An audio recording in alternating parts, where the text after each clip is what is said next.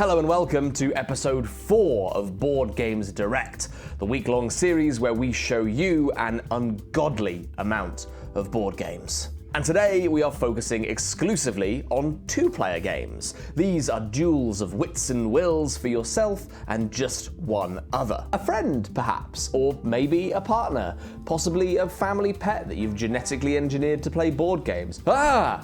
Your Dachshund's got hands! If you and you like games for two, then this is the category for you. And also you. Thanks, you're welcome. It's important to remind the folks at home though that these are paid previews, not our usual review coverage. Excellent catch, Tom 2. Ooh, he's right. And if you need to know anything more about any of the games that are featured in this video, then check the link in the description. All the games from all the publishers are featured, so you can find out more. It's two-player time. First up, in today's video about two-player games, we have Compile Main 2. For two players. For two players. It was two players originally, but now it's two players in Again. the two-player video again. This is a sort of standalone version of Compile that just has a whole bunch of new stuff in it. So you can mash it together with the original Compile, or you can just play this version of it. Yeah, sure. There are 12 brand new protocols, I believe they're called in the game, but I just think of them as vibes. Like ideas. Ideas, vibes.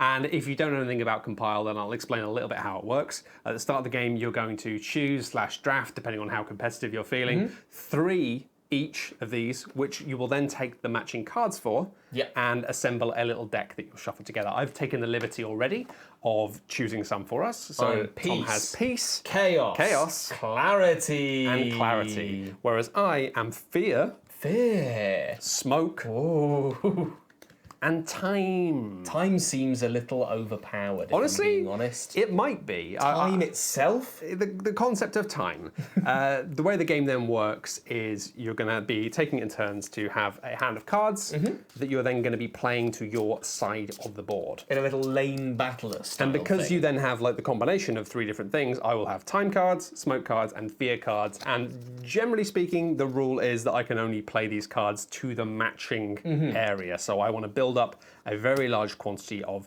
smoke cards. And when I have a high number, I'm going to win this thing. I'm going to flip over my side to compiled. Wow. And then if you can compile all 3 of your things, in my case, time, smoke, and fear. In my case, chaos, clarity, and peace. Then you win the game. I love winning the game. So basically it's a game where you're trying to build up a high score on one side, flip over the card on your side of the lane before the other player flips over their 3 cards. But there's all manner of shenanigans here that can be interacting with things. First of all, you have these cards that have different types of abilities. You have things that activate every time the card gets played or revealed or flipped. Or both. Or both. You have some cards that have an ability at the top of the card that's always going to be relevant, even if you put another card down. But most things you're going to be covering up card abilities, and some of the best abilities are on the bottom of cards, which means great, you make use of them, but as soon as you put another card on top of that stack, that ability is gone. It's toast. Finally, you've got a thing of the fact that a lot of the time when you're playing these cards, you're going to be playing cards face down, which means people don't know what they do.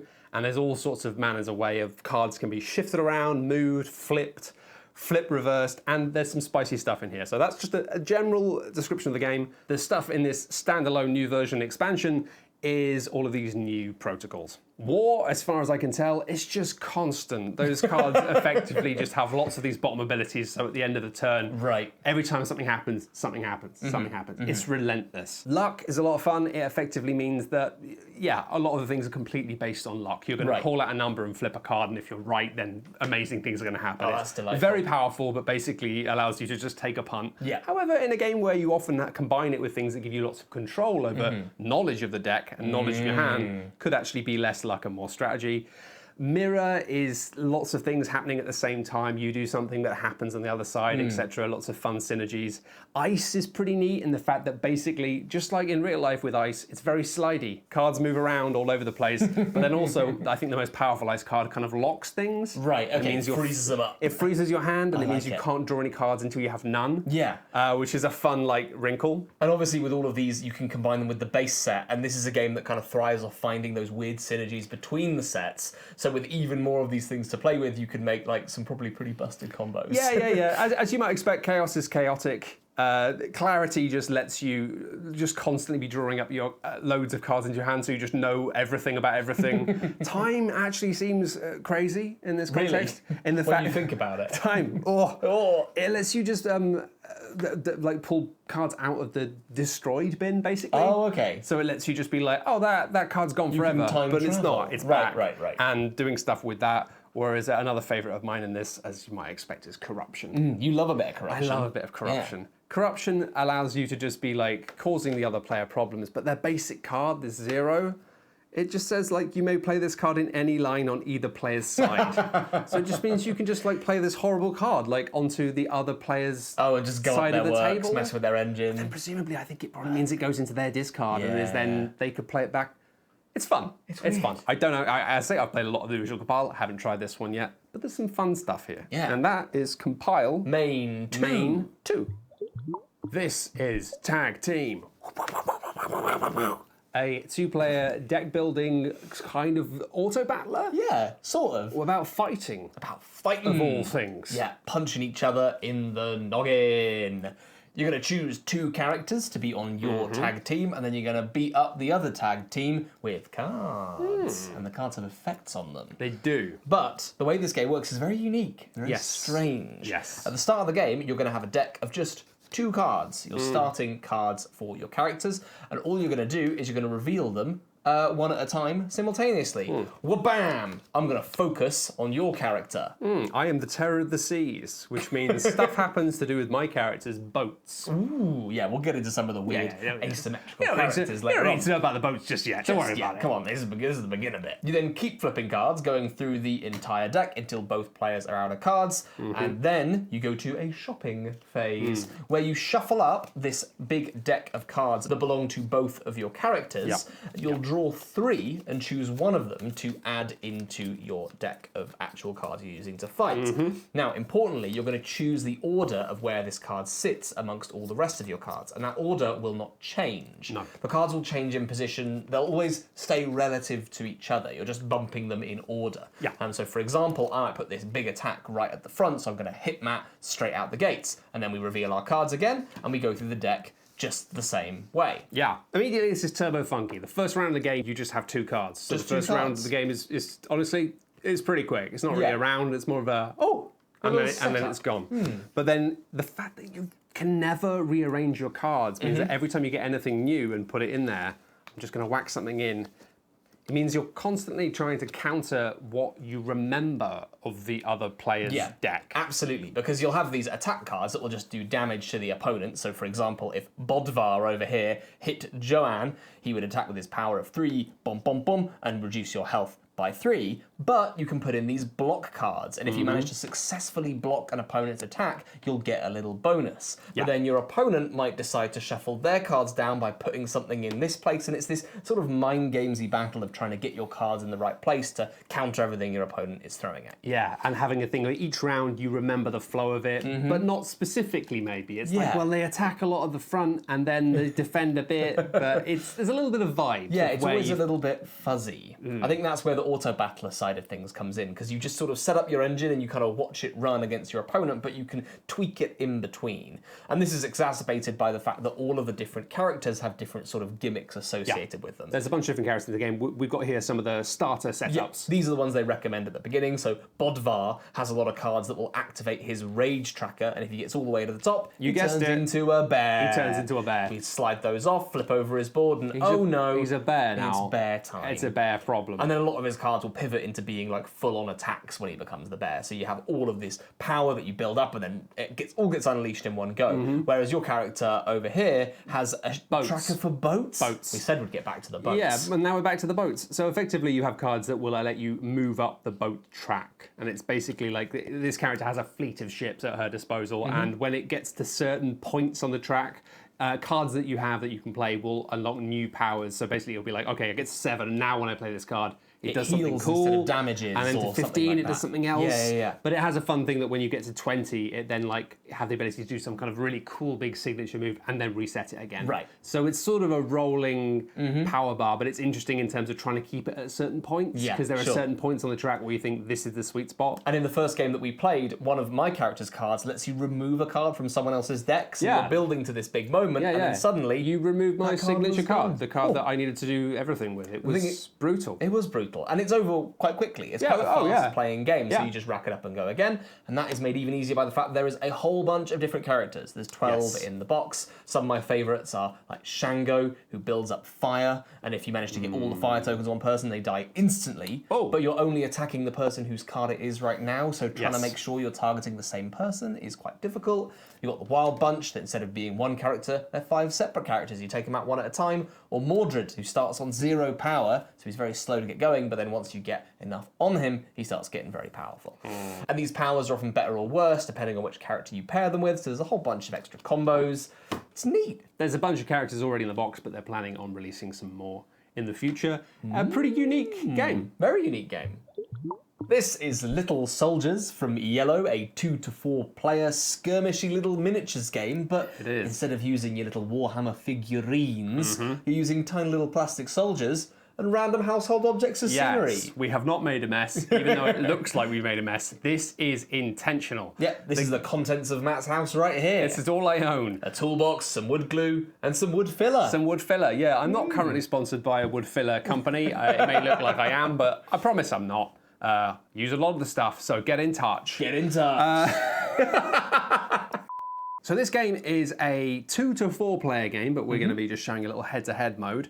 And yes, you are effectively using your own objects to create terrain around the table. And it's a little bit of a team deathmatchy thing in the fact that at the start of each round, you're going to be going through this little stack of things, flipping them over and seeing where your troops are getting spawned to. So initially, we're going to start on our board.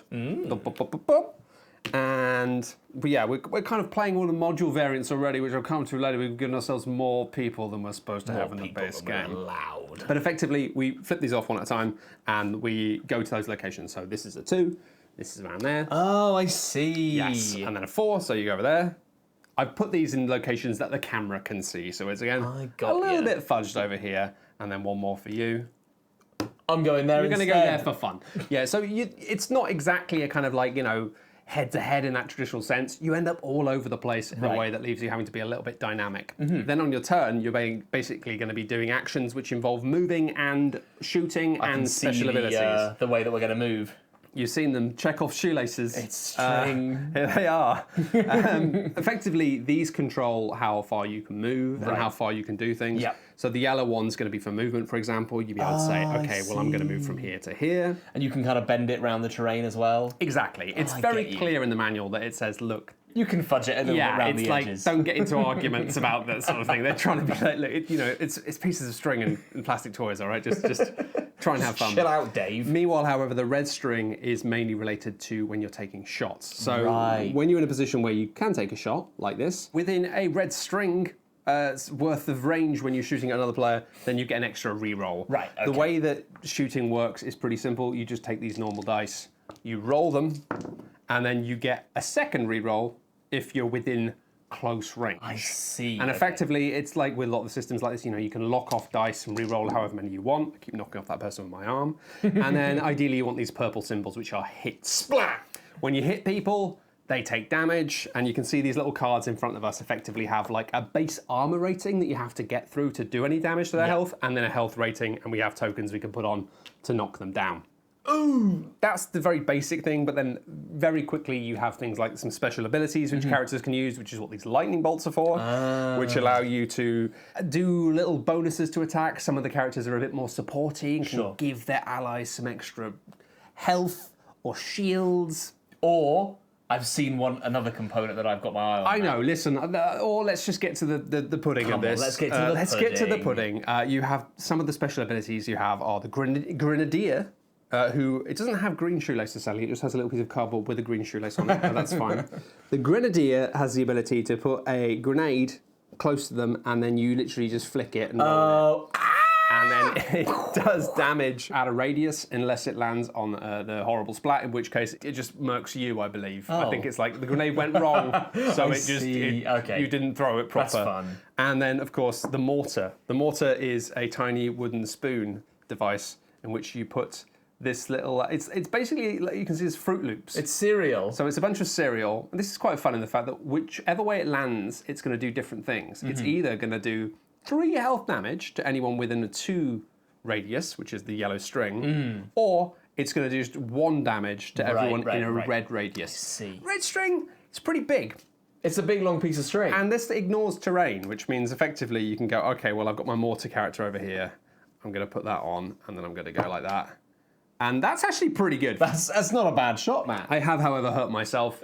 As is often the case if you use mortars, there's a good chance that you are going to hurt yourself. So Especially please, if they're made of wooden spoons. don't use a mortar. Don't use a mortar. They're not for playing with. I saw there were a bunch of different sort of scenarios you can do that are in the box as well, right? It comes with a mission book, so you can have some specific things. And it's got things like King of the Hill. It's got some different ways you can play. It's got some specific missions you can try. And then you also got a module book, which adds a whole bunch of stuff, like modules so you can play 2v2, a module that allows you to, as you did when you were setting up the game, put them on top of things. Yeah, that's what I'm here for. Yeah, so you can climb up on stuff. And then you've got modules that allow you to use some of these extra tokens to turn things into teleporters. Right. It's got a deck of cards that allows you to have a bit more of a strategic element to it. Cool. There's a bunch of stuff to play with. I must admit, though, one of my favourite things in this game is the fact that some of these figurines are set up in a way that means they're leaning very slightly back, which means when you put them up against something flush, they kind of use it as cover in a way which is really delightful. The fact that they can tuck in and be like hiding around a corner. And then... Yeah, and there's a line of sight rule in this that means your figurine has to be able to see... Your figurine has to be able to see the head of the figurine that they're trying to get for, which I guess is just a simple way of saying the middle of it, but but there's something about that that's quite specific. Quite cold. Quite cold. War. What is it? It's war. So there we go. That's little soldiers from Yellow. Little soldiers. Little soldiers. This is Naishi. In this game, you're going to be building a tableau of cards. Yeah. But it's going to be quite restrictive in terms of how you do it, what cards you can take, and where you take them from. It's going to be very restrictive. It's a head-to-head tableau builder. Whoever builds the best tableau by the end of the game is going to be the winner. And I think this looks kind of nasty. It looks nasty and interesting. It's one of those games where I was reading the rulebook and just going like, You've got a fixed hand situation. You do. Bonanza style. Bonanza style. Just like Bonanza, you're trying to collect and sell beans. No, I wish there were beans in this. And it would be a shoo-in, but as it is, I don't know. No, it's about Japan. It is. Yes, you have a fixed order of cards in your hand. So this card will be position 1, this is position 5. Why is that relevant? I will tell you in just a moment. At the end of the game, both players are going to have a tableau in front of them that is 2 lines deep. So we have our first line here at the top, 5 cards long, and then at the end of the game, we'll reveal our hand, and that will be our second line. Okay. And then you're going to score that entire tableau. Right now, it's worth nothing. Your objective throughout the game is to try and make it worth something. The turn structure is super duper simple. What you're going to do on your turn is develop your territory. This is the action you're going to do most of the time. There's other options, I'll get into those, but most of the time, developing. And the way this works is you are going to choose a card, either from your hand or from your line in front of you, and discard it. Do you want to give us a little demonstration? Okay, well, I'm going to discard this card. That card. This card right here. Off it goes into the bin over here, and then you replace it with the card in that position in the row. So there's lots of little stacks of cards here that we're going to be going through, mini decks. Yes. But the same thing applies for the cards in your hand. Yeah, if I were to get rid of this card in position 3 in my hand, I would have to replace it with position 3. In the same position. In the same position. So it means that if you really want this card, then you can have it, but only if specifically the first card in your hand is the one you're willing to get rid of to take it. Yeah, absolutely. Ooh. I mean, yeah, immediately, even without going into the rules specifically, that's an ooh. There's a bit of a ooh. Yes, it is indeed. In addition to this, when you develop your territory, you may also do an additional action with one of your emissary pieces over here. For example, you can go to this space over here, which lets you discard the top card of 2 different draw piles. You do this before your turn to say, that looks good for my opponent, get rid of it, or I don't like that option, change it for something else. The other thing you can do is you can use your emissary to swap the position of cards, either cards in the river, or cards in your line, cards in your hand, or one from your hand with one in your line. Right. So they give you flexibility. But it's a whole action to take these back. As on your turn, you can either do a develop action where you can do these additional So it's easy ones. to do them for free really quickly, but then getting them back means losing a whole turn. A whole turn. And that's crucial in a game that can, I think, end in quite a sort of sharp way, because as soon as one of these piles is empty, any player can say, or they can use their turn to say, the game's over now, and then the game ends. Another action that you can take that I also absolutely love is to impose an imperial decree, which is take one of your little tokens and pop it up here in this slot. It is now gone for the whole game, so you're permanently reducing the number of these that you have. Magical tokens. Exactly. And you also are claiming this action so no one else can take it, which lets you swap a card directly from your opponent's line or hand with one from your line or hand. So you can give them something really rubbish, but you're kneecapping yourself by placing it there when someone's going to do it. So it's a bit of a called shot, really. Yes, absolutely. Like, I'm in. He's all in. And then just the final thing that I think is really cool is that there are limited numbers of all these cards and they all score in different ways. Yeah. For example, these mountains that you start with are all worth negative points if you have 2 or more of them, so you want to get rid of them. There's these Torii Gate cards, which if you have 1 are -5, and if you have 3, they're 30. Cool. And there's a bit of an Arboretum element where your opponent might have, because there's very small numbers, they might be keeping it in their hand and you'll never know. There's some spicy set collection scoring, not Yeah. just like, hey, you got a bunch of these, well done. Like, there's some very specific It's stuff. like you've got to have all of those. Anyway, that's Naishi. Very nice indeed. This is Lone Wolves, a 2-player game in our 2-player games video. Who would have thought it? Who would have thought it? And this is a 2-player trick taker. Oh. Oh. Yeah. Is that what this is going on in front of us with all of these wolves, if you will? You wouldn't think it. It looks like a sort of lane battler, but it's kind of a combination of that and a trick taker. Huh. It's very interesting, this one. It's kind of cool. So in this game, you're wolves fighting for different little sections of territory. And the way you're going to do this is by playing, as all wolves do, a must-follow trick-taking game. So if I'm the lead player, I might, for example, play this card to this lane, and then you must follow playing a card not to this lane in particular. You can play any lane that you would like. Right, but I have to follow the suit, so I'm going to must, if play able. another one of these, and I'm going to go over here. Ooh, so Matt has... Yeah, I've noticed that these numbers, some of these numbers are bigger than other numbers. Yeah, absolutely. These are the numbers that you're kind of competing over. These are points in each area, so whoever controls each area at the end of the game is going to get the points depicted. So you've got 7 strength towards this area. I've also got 7 strength, so we're tied. That doesn't matter right now, because what's happened right now is you've played a 6, and I've played a 5, and as is the case in many a trick-taking game, the highest card of the lead suit is the winner. When you win a trick, you get to keep your card face up, and the loser must turn their card face down, becoming, I believe, a lone wolf. A lone wolf. Makes sense. Yes. It's the name of the game. Yes. So being a lone wolf is bad because you get fewer points of control over this area, but also you do get a little bonus because you can choose one of these tokens and you can place it in any area of your choice. So I might say, put this token over in this area over here, which would mean at the end of the game, if I win this region, I get an extra 5 points. So you get to slightly tip the scales in your favour because currently I'm winning here, so I can exert more control. And there's a build bunch up of bit different tokens that you can win potentially. So I can see this one here like allows you, it just gives you a +1 value for every card you have in a every lane. card, regardless of if it's a regular wolf or a lone wolf. And there's some that key off of having face-up wolves, there's some that give you more points for lone wolves, there's a few of them that flip these tokens onto the other side so they can reduce the amount of points available in a region. Good God, so you might feel, gosh, good golly gosh. Exactly, you might feel real good about this, and I can go, whoop, you're getting 5 fewer points. Whee! There's also a really nice extra little mechanic, which is when all of these tokens leave a region, so when there's none here, that suit becomes the trump, and the region becomes worth extra points. So if you're losing a lot of tricks, you can potentially target them to make your cards better, because I've got a lot of these yellow cards, so now I can play them to win a bunch of tricks and get a bunch of strength. But If someone else empties another region of tokens, then that becomes the Red Blood Moon. The Blood Moon trick-taking area. Which will now become the new Trump suit. So in games that we've played... Link, the moon's out again and you have to watch this cutscene again. That's a little deep cut. That's a little deep cut. From a little series you might know called The Legend of Zolbo. And the insistence to explain the Blood Moon mechanic every 5 minutes. They love doing that. I get it, Zelda. But anyway, this will basically take the Trump away to a different suit, so you can have some interesting things happen where you think that you're safe building up a nice hand of yellows that you're going to use as a big Trump explosion, but then suddenly your opponent has made it into blue and you've only got one of these blue icy cards. Why would you do this? If you flip the board over, there's a sort of variant that you can play with some of these territories kind of sharing little spots for tokens, but that's it. That's Lone Wolves, a nifty little two-player trick taker. Neat and mean and clever. Neat and mean and clever. So this is a wild venture. I'm a little frog, you're a little bird, and we're going on an adventure. Absolutely, except I'm the frog, you're the bird. Dang, I hope that I could get away with that. No, all right.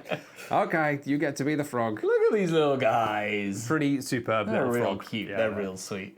This is a game where you go on a little adventure. It's for 2 players, as is this category of games. And we're going to go on a little wander, kind of competitively, but it's kind of cozy at the same time. All right, competitive cozy wandering. Someone's been on a walk with me before. What you're doing in this game is on your turn, you are doing one of 2 things, and both things are crazy simple. Option number 1, play a card.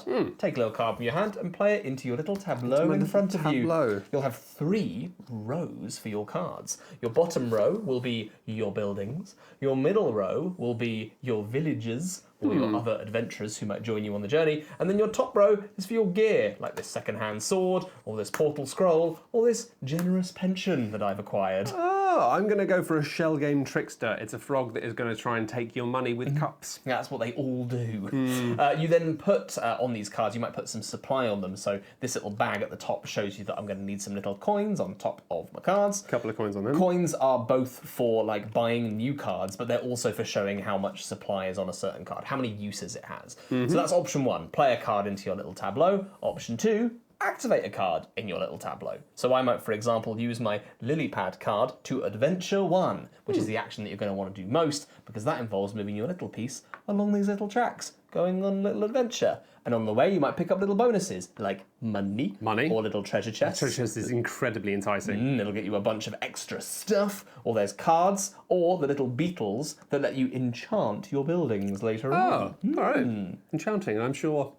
At the end of your turn, if you've used up all of the supplies on your cards, then they are going to go in your little stack of treasure over here. Oh, and so it's a good thing. You've finished scoring it, basically. Exactly. But you can't use it anymore. Yes, exactly. And the more of the treasures you get, the more points you're going to get at the end of the game, alongside some of the buildings that you build will give you little ways to score points as well. And I really like some of the little actions in this game. One of the actions you'll get is called invest, which means you just put money on your buildings, and you're only going to get money by going out into the world. So there's this kind of nice idea that you're an adventurer pottering around in the world, and you kind of give back to the community. Like I could build this croak soak, a little hot tub for frogs. Look at that little tiny Yeah, I mean, frogfish. I was going to say, we're quite deep into this preview now, and you haven't mentioned that some of the frogs have visible butts. Which is just something that I enjoy saying and seeing. All of the art on all of the cards is really delightful. It's got this very like cutesy, folksy little style. I've got here a hard-working florist who is a bunny rabbit.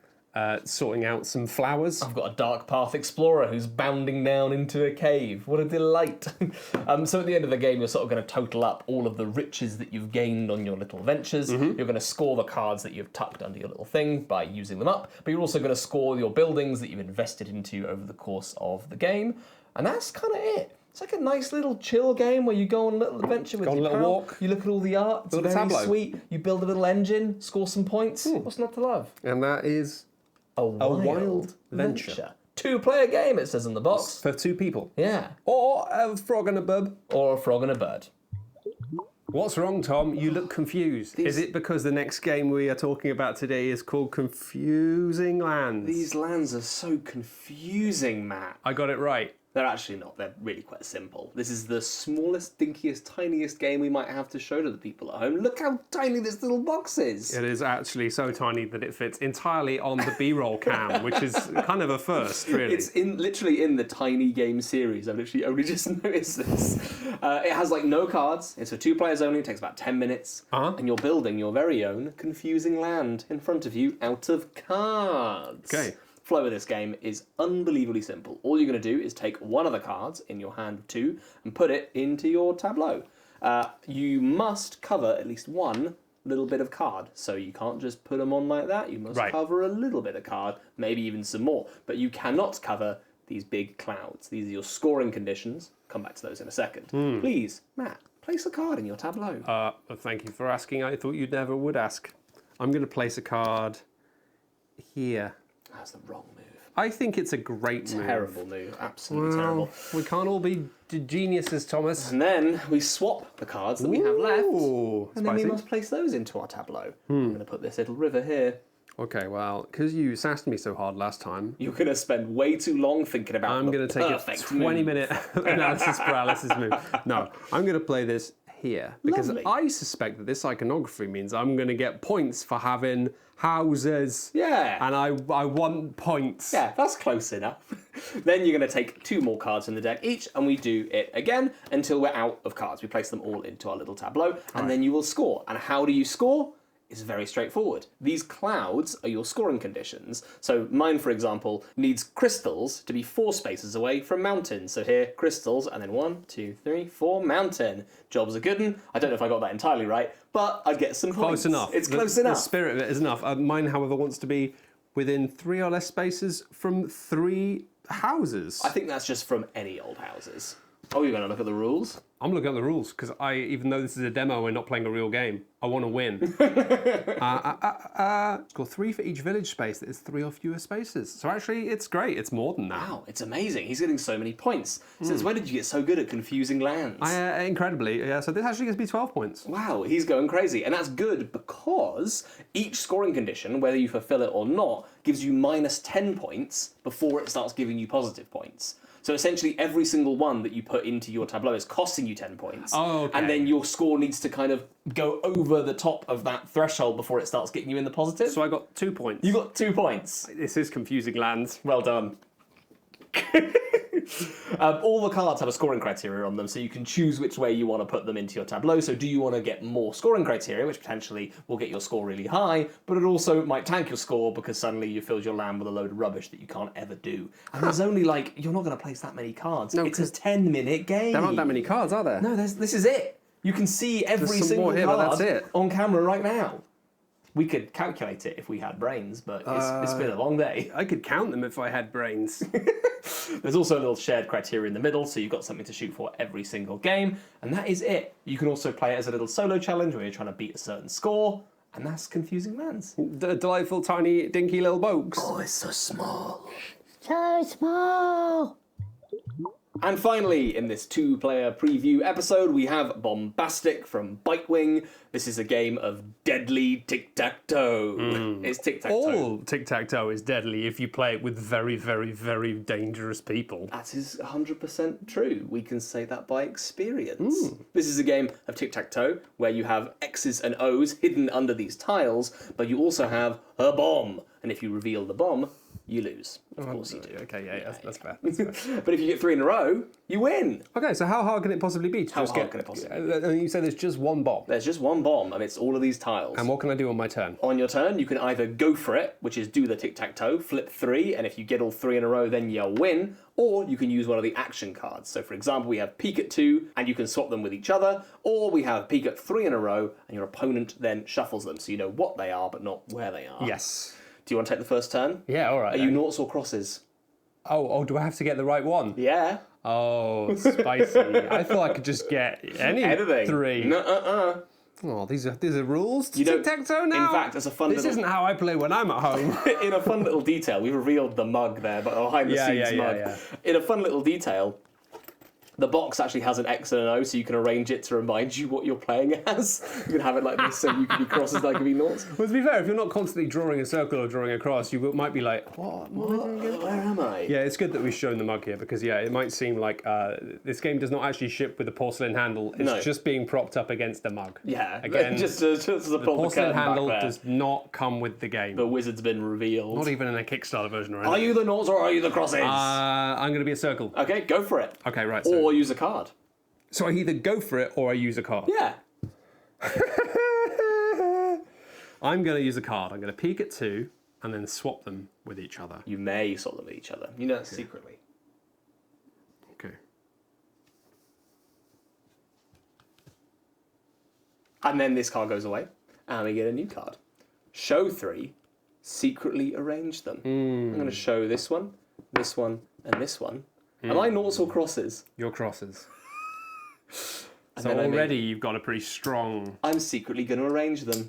I'm going to close my eyes so that I can't see things. It's a cool technique you can try at home. Your go, Matthew.